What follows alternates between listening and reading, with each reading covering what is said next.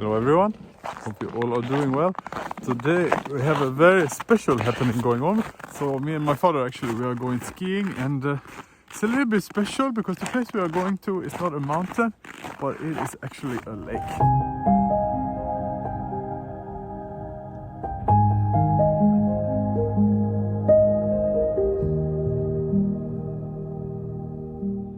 Jag håller isen eller?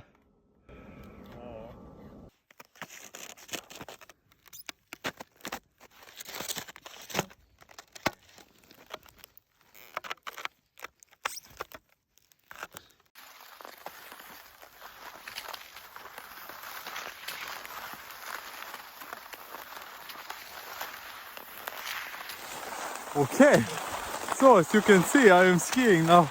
I'm using one hand and shooting with the other hand. It's a very beautiful day today. Incredibly cold, incredibly cold, and yeah, I went here to ski with my father, but it's very fast, so now I'm skiing by myself.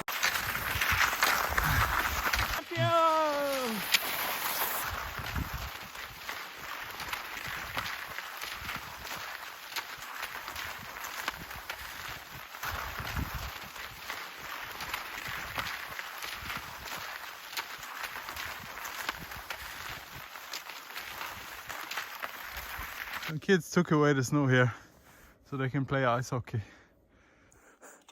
So I find something here I want to show you guys. It's something that you can see quite often on the ice on Swedish lakes. You can see here, this is for ice fishing. You see it's not very thick. And we can check how deep the ice is as well. So let me see about there. This is how thick the ice is.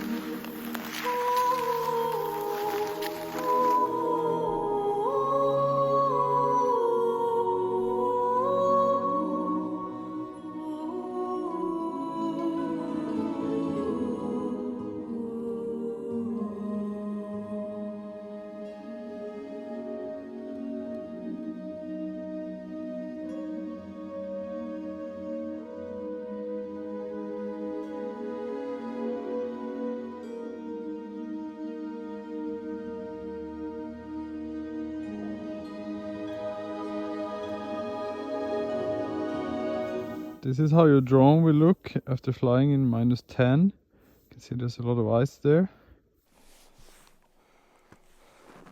So I'm done skiing now. I'm going to take a little break because there's a sauna here, and it's a village sauna, so you can book it, but unfortunately I didn't book it. But I brought at least some ramen, some instant noodle from Taiwan, so I thought I'm gonna go and sit here in front of the sauna. It's maybe a little bit warmer here at least, and take some instant noodles here. Here looks pretty nice, right?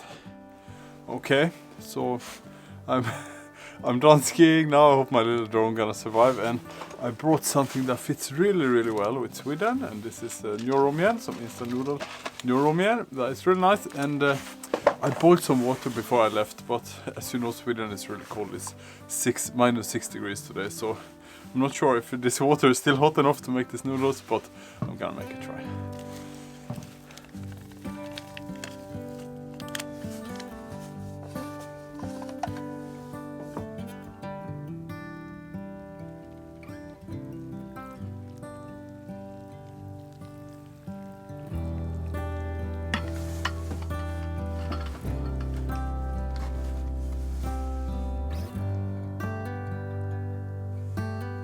Okay, so it seems my instant noodle here is done, and I realized I forgot to bring a spoon because there is so much soup in these noodles. We have something in Sweden, or in Sweden, it's not even Swedish, called goulash. It's a soup from Hungary or maybe Czech Republic. That fits really well in the winter when you are cold like this. Can you guys see all the stream, all the steam coming up from here? It's really hot. And I realized I forgot to bring a spoon. But anyway, it's okay. And I like this instant noodle because it has a lot of nice chunks. Okay, this is a very small chunk. Nice chunks of beef. That's why I love these instant noodles.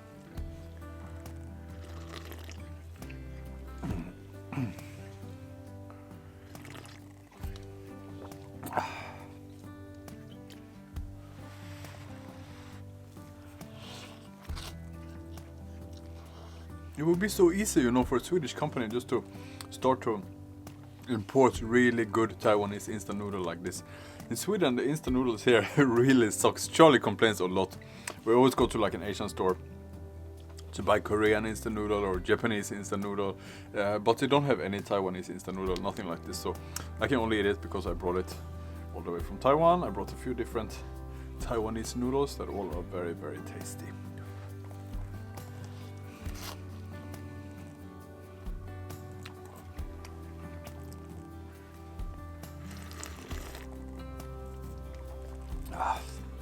Tastes super good.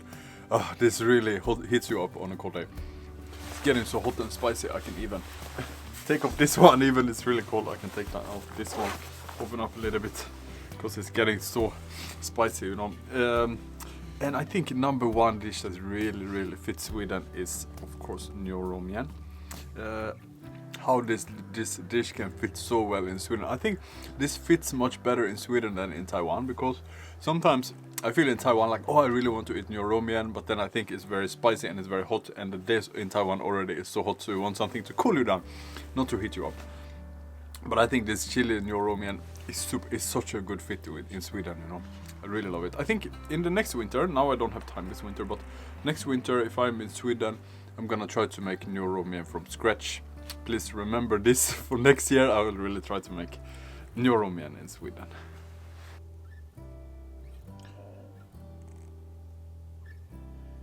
Okay, so I wanted to give a little update on how's it going with everything here in this life in Sweden and everything. And I get a lot of questions these days, you know, if we are living in Taiwan, if we are living in Sweden, what happened with the cat in Taiwan, these kind of things. And actually, we are kind of trying to make the move to Sweden, but for a lot of different reasons it's going very slowly, and I don't want to be a person who complains a lot, because I think we are quite fortunate, but still I want to give a little explanation.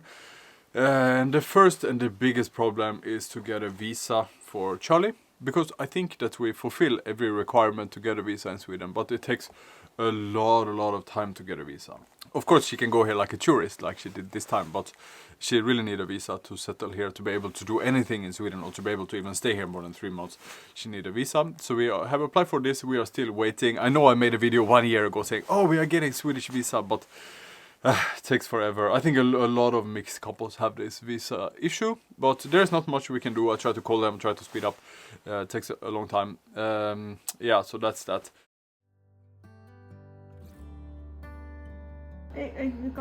Do you like it? I like the inside.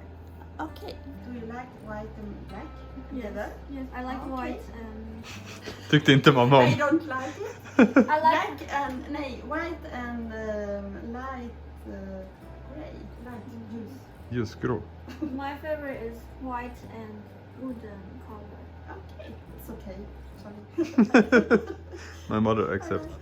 The second problem, which is maybe not as big of a problem, is to sort out housing here. And I had also the idea, now that we came back, that we were gonna start to look for houses, and we have been looking a little bit in Sweden, but in Sweden now the pandemic is getting very, I don't know if I should say very serious, because the Omicron version of corona is, it seems that people don't get so sick. I have a lot of friends who had it and they seem all to be quite alright, but there's a lot of cases of corona in Sweden right now. A lot of my friends got it.